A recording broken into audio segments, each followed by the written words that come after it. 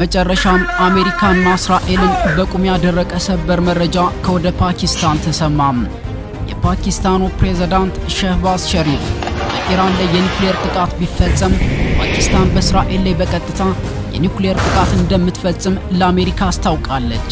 ፓኪስታን ከኢራንና እስራኤል ጋር በሚደረገው ጦርነት ማንኛውም ሀገር በቀጥታ ጣልቃ ከገባ የፓኪስታን ጦር ከኢራን ጎን በመሆን በጦርነቱ እንደሚገባ ለፈረንሳይና ለአሜሪካ እውነቱን አስታውቃለች። ለምን ያንቀጠቀጠው እርምጃ ነው? ቻይናም ለመጀመሪያ ጊዜ ለኢራን ወታደራዊ እርዳታ ልካለች። የጫነችው ነገር ግን በሚስጥር ተይዟል። የዓለምን የኃይል አሰላለፍ እንደ አዲስ ሊጽፍ የሚችል ታላቅ ዜና ነው። ቻይና ለመጀመሪያ ጊዜ ይፋዊ ወታደራዊ እርዳታ የጫነ አውሮፕላንን ወደ ኢራን መላኳን የሚያሳዩ መረጃዎች ወጥተዋል። ሁሉም በላይ አስገራሚ የሆነው ነገር ይህ ወታደራዊ እርዳታ ምን አይነት የጦር መሳሪያዎችን ወይንም ቁሳቁሶችን እንደያዘ እስካሁን ድረስ በሚስጥር መያዙ ነው።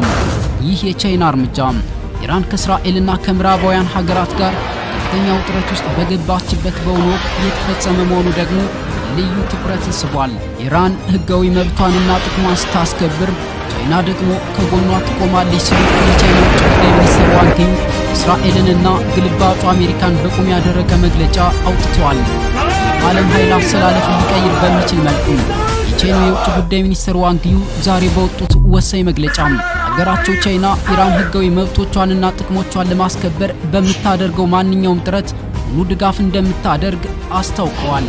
ይህ የቻይና ከፍተኛ ዲፕሎማት መግለጫ ኢራን ከምዕራባውያን ሀገራትና ከቀጠናው አንዳንድ ሀገራት ጋር ከፍተኛ ውጥረት ውስጥ በገባችበት በዚህ ሰዓት የተሰማ ልዩ ክስተት ሆኗል። ዋንግ ዩ ቻይና የቴህራንን ህጋዊ መብቶችና ጥቅሞች የማስከበር ጥረት ትደግፋለች ሲሉ በይፋ መናገራቸው በሁለቱ ሀገራት መካከል ያለውን ስትራቴጂካዊ ግንኙነት የሚያጠናክር እርምጃ ተደርጎም ተወስዷል። ፖለቲካ ተንታኞች እንደሚሉት ይህ የቻይና ድጋፍ ለኢራን በዓለም አቀፍ መድረኮች ላይ ተጨማሪ የዲፕሎማሲ ሽፋንና ኢኮኖሚያዊ መነቃቃትን ሊሰጣት ይችላል ተብሏል። እንዲሁም ይህ አቋም በቀጠናውና በአጠቃላይ በዓለም አቀፍ የጂኦፖለቲካ ምህዳር ላይ የራሱን ተጽዕኖ እንደሚያሳርፍም ይጠበቃል። ክቡራትና ክቡራን ውድ አዲስ ንጋት ኔትወርክ ቤተሰቦች እኔም ለሰዓቱ የመራረጥኩላችሁ ዓለም አቀፍ መረጃዎች የእስካሁኖቹ ነበሩ። ከሰዓታት በኋላ በሌሎች ጥንቅሮች ተመልሰን እስከምንገናኝ በያለንበት የዓለም ጥግ ቸር ያቆየን።